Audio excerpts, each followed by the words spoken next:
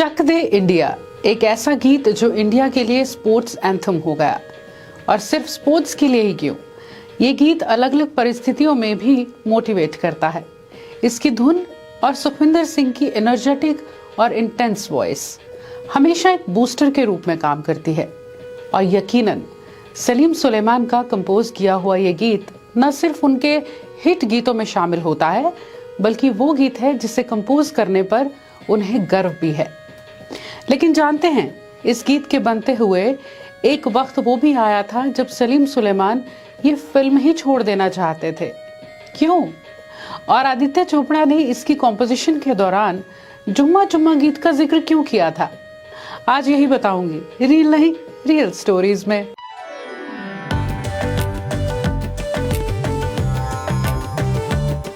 2007 की फिल्म चक दे इंडिया। शमित अमीन ने डायरेक्टेड इस फिल्म को यशराज बैनर ने प्रोड्यूस किया। शाहरुख खान लीड रोल में, सलीम सुलेमान का म्यूजिक। सलीम सुलेमान कहते हैं कि स्क्रिप्ट पढ़ते पढ़ते हमारी आंखों में आंसू आ गए थे, और जब म्यूजिक पर काम करना शुरू किया तो बाकी गाने तो बन गए, लेकिन मेन गाना क्रैक ही नहीं हो रहा था। हम बहुत प्रेशर फील करने लगे थे। लग रहा था कि नोबिलिटी भी चाहिए, गहराई है, कबीर खान की पर्सनालिटी जिस तरह की है, हम इस गाने में बहुत कुछ देना चाहते थे। देशभक्ति की भी झलक हो, ऐसा गीत हो, इंस्पायर भी करे, पर हर बार कुछ ना कुछ अटक रहा था। 6-7 वर्जन हो गए, पर कोई प्रोड्यूसर को पसंद नहीं आया, कोई डायरेक्टर को नहीं आया, और जो उन्हें पसंद आया वो कहते हैं वो हमें नहीं आ रहा था। सलीम कहते हैं, मैंने सुलेमान से कहा कि हमें ये फिल्म छोड़ देनी चाहिए, बात नहीं बन रही, कुछ समझ में नहीं आ रहा था कि कैसे फिल्म के साथ जाता हुआ ये गीत जो है उसका म्यूजिक सबको पसंद भी आए और इंस्पायर भी करे। फिर आदि ने कहा कि गीत सेलिब्रेशन का हो, जीत की खुशबू हो उस गीत में, और ये भी कहा कि तुम मुझे जुम्मा जुम्मा गाने जैसा कुछ बना कर दो, लफ्ज इस्तेमाल करो, चक दे इंडिया। अब सलीम कहते हैं कि जुम्मा जुम्मा मैं गुनगुना रहा हूँ बार बार, और साथ ही चक दे इंडिया को उसी तरह धुन देने की कोशिश कर रहा हूँ। आदित्य चोपड़ा ने हमें कहा कि यार मुझे ना आप जुम्मा चुम्मा दे दो। मुझे जुम्मा चुम्मा कैसे बनाएंगे यार? उसने कहा कि चक दे इंडिया इंडिया, ये टाइप का गाना चाहिए मुझे, जुम्मा चुम्मा दे दे।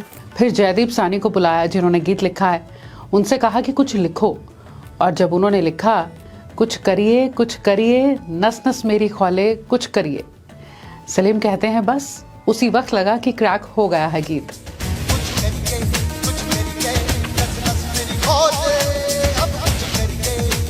चक दे इंडिया, वो कहते हैं हमें मालूम था कि चक दे रिपीट करना है, ये समझ आ गया था, और दिमाग में एक ही नाम आया, सुखविंदर सिंह। वही इस गीत को गाएं, ये तभी पॉसिबल है। सुखविंदर वहीं जुहू में रहते हैं और मुंबई में थे, बोले मैं आ जाता हूँ। दोपहर में गाना बनने की शुरुआत हुई और शाम को इस हिस्से की रिकॉर्डिंग भी हो गई।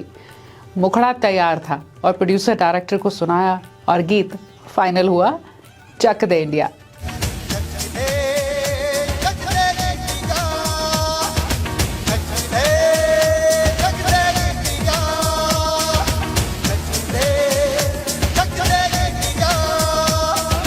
ये गीत एक स्पोर्ट्स एंथम हो गया। इंडिया की कोई भी टीम जब खेलती है, ये गाना जरूर बजता है, मोराल बूस्ट होता है, हिम्मत और जोश देता है ये गीत। यकीनन सलीम सुलेमान का देश के लिए एक तोहफा है। ये गीत इंस्पायर करता है, न सिर्फ हौसला बढ़े बल्कि हिम्मत भी। ये गीत ऐसा है।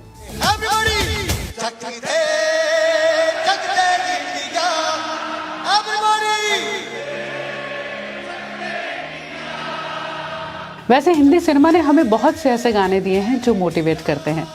आपको ऐसा कौन सा गीत है जो मोटिवेट करता है, उसे कमेंट्स में लिखिएगा।